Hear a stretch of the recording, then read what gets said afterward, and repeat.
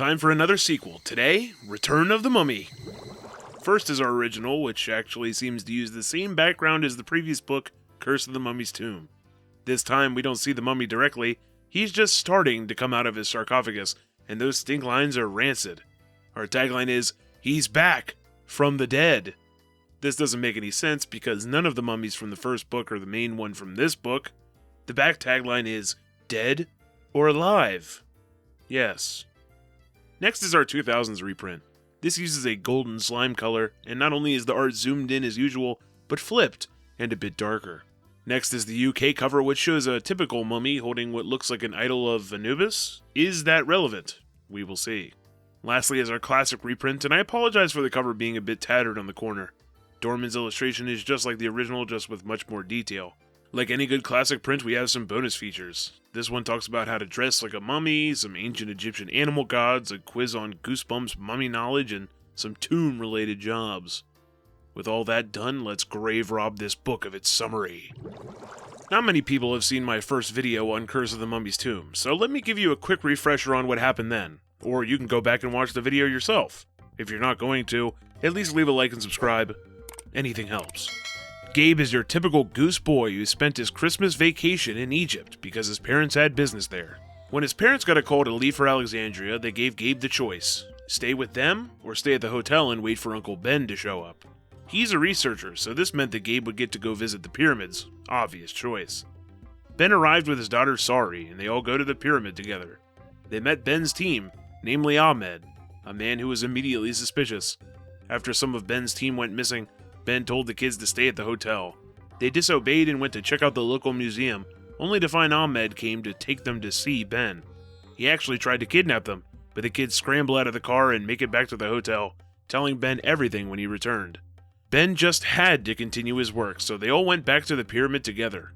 Gabe got lost and fell into a chamber filled with tools to prepare mummies, and Sari found him there as she got lost too. Ahmed appeared to explain that this was the sacred chamber of Princess Kala, and that they needed to die for desecrating it. He locks them into a sarcophagus, Ben too when he arrived to try and help, but don't fret, as apparently every sarcophagus has a secret escape hatch that they use to escape. Before they could leave though, Ahmed caught them and led them towards a bubbling tar pit. In desperation, Gabe clutched onto his good luck charm, a mummified hand called the Summoner. This was not a family heirloom, but in fact something he bought at a garage sale a few years ago. This, coincidentally, is the mummified hand of Princess Kala, and Ahmed looked in horror as a bunch of mummies came to life to throw him into the tar pit. Unfortunately for you revenge seekers out there, Ahmed just got to run away, and the mummies went back to sleep. Everything solved? That recap may have had a bit more detail than necessary, but now we can finally see what more adventures await. Gabe is on a flight to Egypt all by himself, and the stewardess Nancy, who he seems to have a crush on, has been talking to him the whole time. This gives us an excuse to set up the plot, and so Gabe is running it back again in Egypt just for fun, it seems. Uncle Ben has discovered yet another tomb and yet another unexplored pyramid in Egypt. Nancy thinks he has a great imagination, though this shouldn't be that hard to grasp. So then Gabe does his own little recap of the first book. He also mentions multiple times that he visited last summer? Huh. It clearly took place during Christmas, and I almost thought, oh, this was a different visit? But no, he mentions the Summoner saving them before.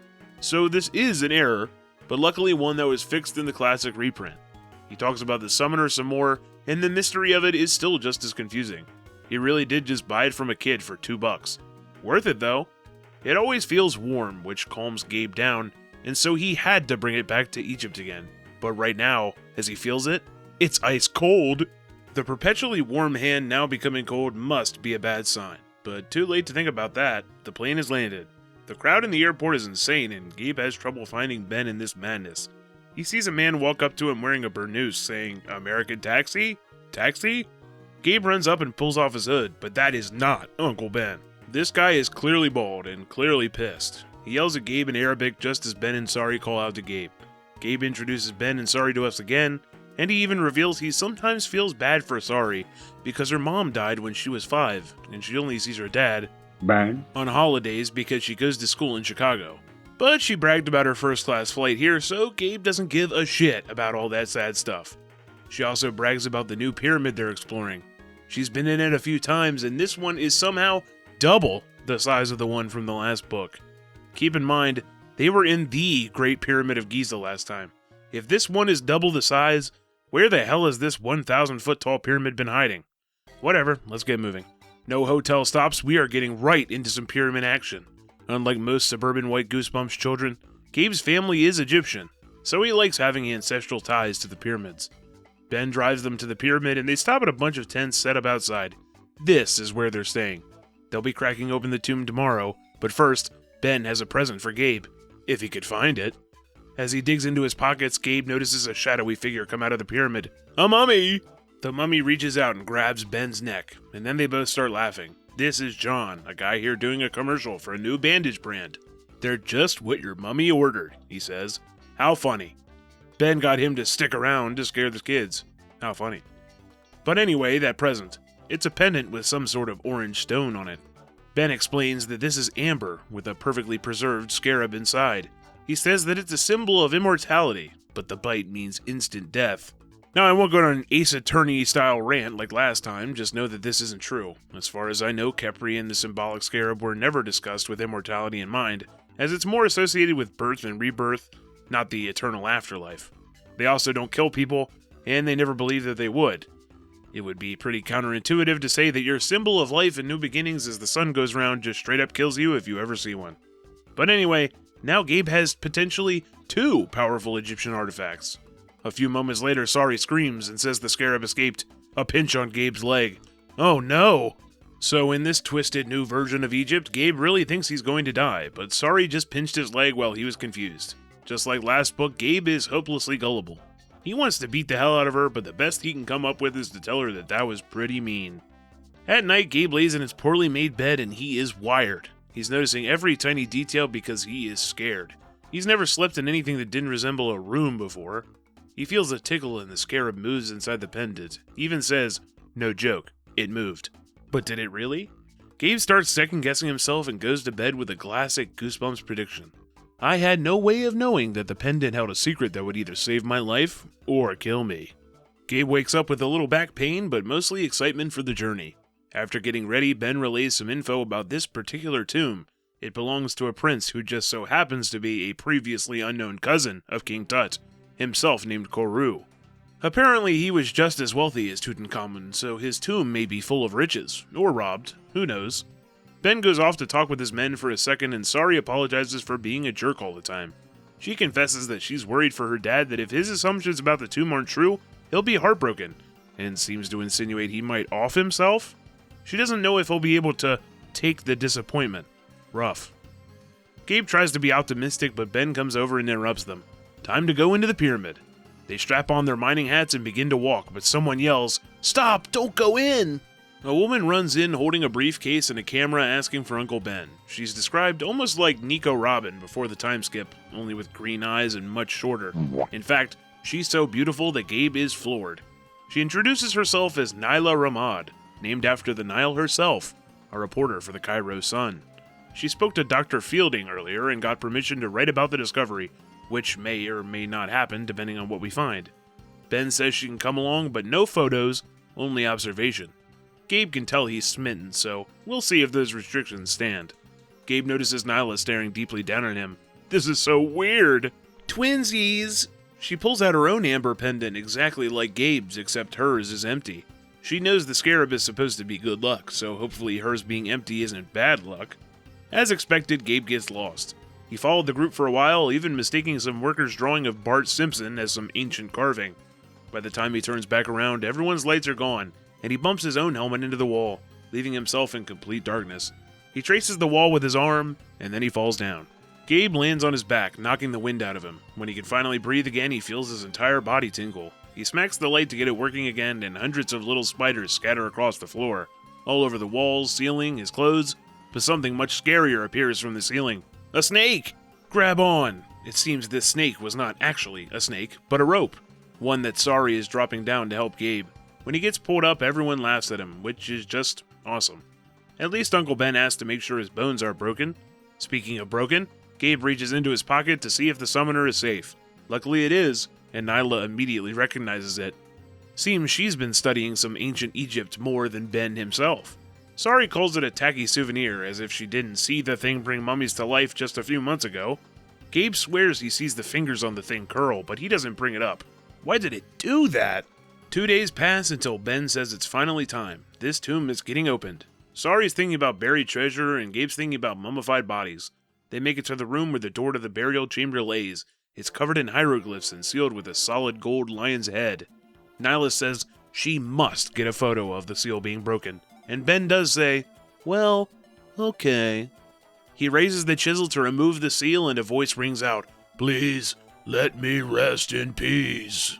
Everyone turns around to see a man, tall and extremely skinny, wearing a safari jacket. This is Omar, or Dr. Fielding. He repeats again, using his inside voice this time, that let me rest in peace was Koru's final wish written on some ancient stone. This is a major disagreement between Omar and Ben. Respect Koru's wishes, or make scientific progress? This is more of a threat than a real scientific discussion, however, as Omar seems to genuinely believe the superstition that if anyone disturbs the prince and says his final words 5 times, Koru will come to life and seek vengeance. Ben calls it superstition, and Omar isn't going to stay here to watch this. What Ben really thinks is that Omar wants to take this discovery for himself, which seems entirely plausible. Ben still offers to let anyone leave, but they don't. He slowly chisels the lion seal off the door, and the door doesn't move. So after a little more chiseling, they pry the door open. When everyone makes their way inside, they find nothing. Gabe looks over to Ben with sadness, but he's actually smiling. It seems there's another sealed door down the hall. They all laugh as this was such a clever thing Egyptians did by creating false burial chambers. I don't really know how this one makes sense though. Opening a door to find another door just seems like a minor inconvenience instead of misdirection. A few more hours pass and Ben and his team get this new door open as well. He peers inside and turns back. We've made a big mistake. A mistake of underestimating this discovery? It's better than finding King Tut! Considering Tut was buried in a standard tomb due to him dying before his royal tomb was constructed, it only makes sense Koru's would be grander. The room is filled with furniture, canopic jars, golden jewelry, and idols. Ben's team notices the stone sarcophagus and opens it, revealing the mummy case. After opening that, the mummy is revealed. Prince Koru's body, the best preserved remains ever found. Footsteps approach from outside the chamber. 4 policemen arrive and tell everyone to step back, hands on their holsters. This got intense quick. Ben tells them to be careful and asks what they're doing here. I asked them to come. Omar comes in, saying he wanted to protect the contents of the room, and then he cries out in joy, shaking Ben's hand. He thinks the officers are a good precaution for when word gets out of the discovery. Yeah, alright, seems reasonable, Ben says. Omar immediately apologizes and says that they have to celebrate. Late at dinner, Ben says he doesn't trust Omar at all. Sari gets him to stop thinking about the bad and focus on the good, which is how famous and rich he'll be for this discovery. Nyla appears and the group has dinner together. She asks Ben what those secret last 6 words to bring Koru to life are, and since he doesn't believe in superstition, he says them really spooky-like over the campfire. Teki Karu, Teki Kara, Teki Kari. Sounds like a spell more than late Egyptian language, but again, so much more to be discovered about Egypt. Ben goes to take a phone call, so Nyla heads off to bed. The kids discuss whether or not Nyla and Ben like each other. Yup. Gabe has a plan to scare Sari. Dare me to recite the words 5 times? Yeah, sure, why not? Oh, damn, well, once, twice, thrice, 4 times? Does he go for 5? Yes, he does. Nothing happens, but then a dark shadow approaches the tent. Are you in there?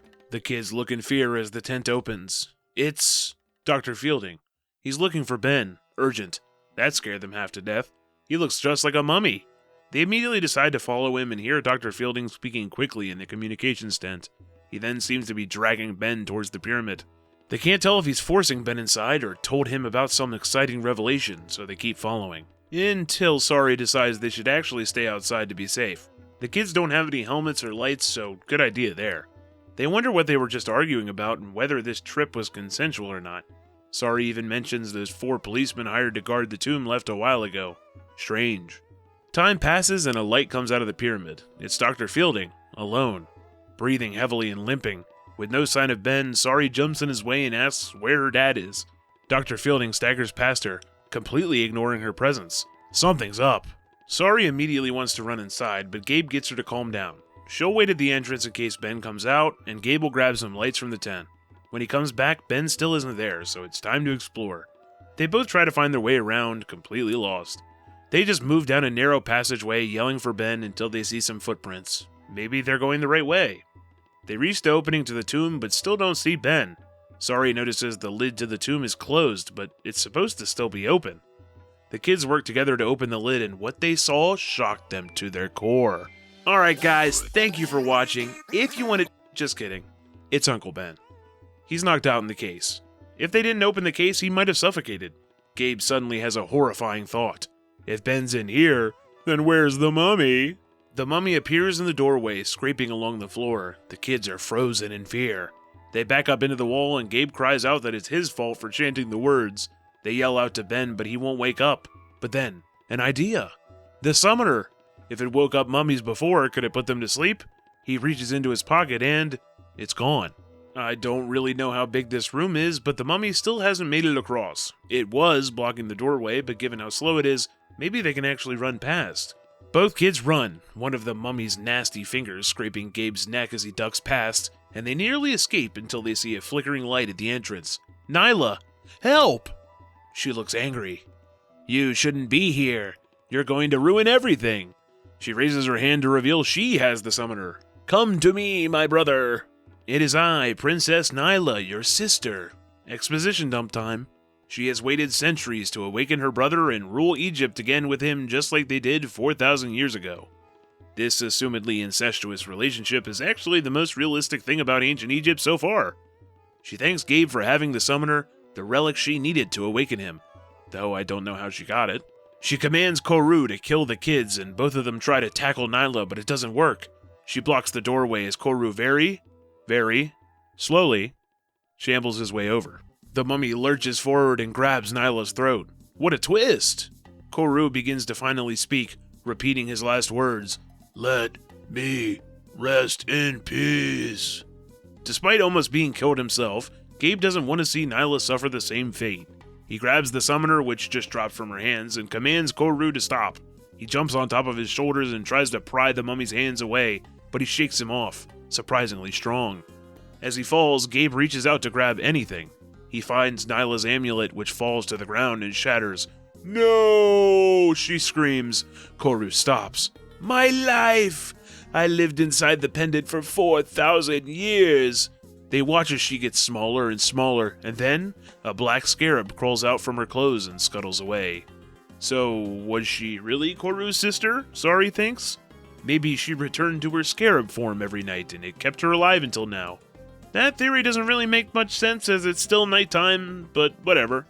So that means Ben was trying to get it in with a scarab, and a scarab was trying to get it in with a mummy? Huh. Then that same mummy grabs Gabe's shoulder. He turns around to see that it's Uncle Ben. The mummy is behind him, standing still and lifeless again. It seems it wasn't Gabe's fault for chanting the words. Nyla got there first with the stolen summoner. Ben was suspicious of Nyla when she mentioned the 6 words at dinner, even though Ben never mentioned the exact number before. So how could she know? He went to the communications tent, called the Cairo Sun, and confirmed she was a fake reporter. Fielding saw Nyla go inside, so the two went together consensually. But they were too late. Ben got bopped on the head and put in the tomb, and Dr. Fielding? No idea. But then they hear the sounds of more scraping footsteps. More mummies! But it's not mummies, it's just Dr. Fielding and his officers. It seems his strange activity earlier was just the result of shock and a one-track mind on getting the officers. Saying that Nyla turned into a scarab is a bit unbelievable, so Ben just says she escaped. They also ask if the currently standing mummy started walking around by himself. Nope. Back at the tent, Gabe takes up all his time gloating to Sari about how he's yet again the hero today. Sari teases him by saying that Nyla could be anywhere and that Scarab could be waiting, ready to bite him. He laughs and goes to bed thinking back on how amazing this night has been. Ouch! Well, he's dead. At least if scarabs work the way Ben says they do. This would make complete sense. Nyla knows where their tent is and would assumedly want revenge for ending her human existence. Or it could have just been a fly from earlier and it's all a sick joke by R.L. Stine. I must say this one's a bit more exciting than the first one. It's quite a bit less realistic, where the threat in the first book was a man who nearly kidnapped and killed the family for cult-like reasons. This one is a 4,000-year-old scarab beetle Egyptian princess who wants to rule with a mummy. Yeah, the plan is a bit nonsensical, sure, But the pyramids are always a fun backdrop. Unlike the first book, though, this one actually does have an episode, so let's see it. The episode begins with a fun backdrop of Egypt before we get right into the tent. Gabe gives us a very boring exposition dump explaining the plot, because we're already at the pyramid, and otherwise there's too much to explain. He also calls Sari Sari. I don't know if I'm right or he's right, I just hope that he isn't. Gabe shows off the summoner, and he got it from the airport in this episode, which is somehow less weird than the book's garage sale. Gabe wants to take a photo, which Ben surely wouldn't have allowed anyone but a hot Egyptian scarab to take in the book, but he's fine with it right here. The summoner also falls on the ground and starts crawling away. Weird. It wouldn't be an adaptation of a mummy book without Gabe getting instantly lost, so he yells his head off through the labyrinth before falling into the hole from the book. Sari! Uncle Ben! Sari! Uncle Ben! Sari!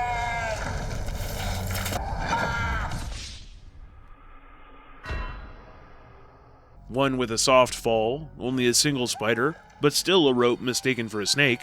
Gabe actually does find the lion's head sealed down here, but he leaves the summoner behind, along with this bug. Eventually I learned the episode wants you to think this is a scarab, I think. Looks more like a giant burrowing cockroach to me, but I'm no expert. With the summoner gone, Ben hands Gabe the amber necklace, fit with an actual scarab in it. Again though, this doesn't look like an actual Egyptian scarab. I did some digging and it kinda looks like Coprophaneus lancifer taken at just the right angle, but again, no expert. Ben spreads his immortality BS again before Nyla shows up. Again, in the book, she said her name was based on the Nile, so Nyla.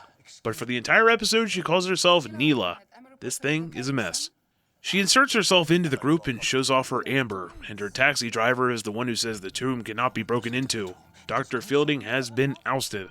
In another change, Koru is pronounced Horu. That one is probably correct. The secret chant to wake him up is also shortened to Horu Hara Hari. Just as goofy, but you only need to say it 3 times here. Despite Ben mentioning his team earlier, there is nobody else here besides the group of 4. Quite lonely, to be honest. This is where the episode takes a bit of a turn. They find the false tomb, and it isn't just another hallway to the real door this time. It actually is empty, other than a small crack in the wall. Sari goads Gabe into finishing the chant, and he finds his summoner sitting in the crack.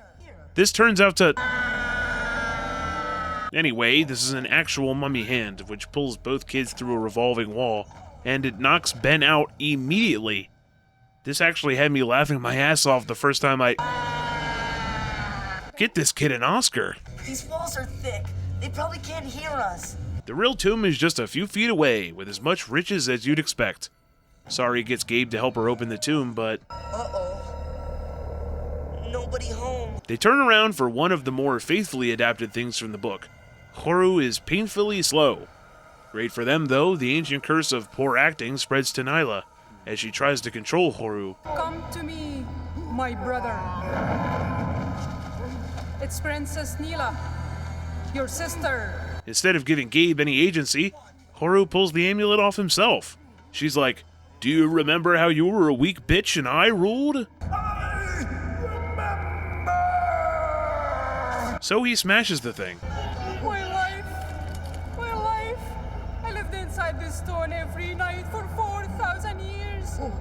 And now, I will never...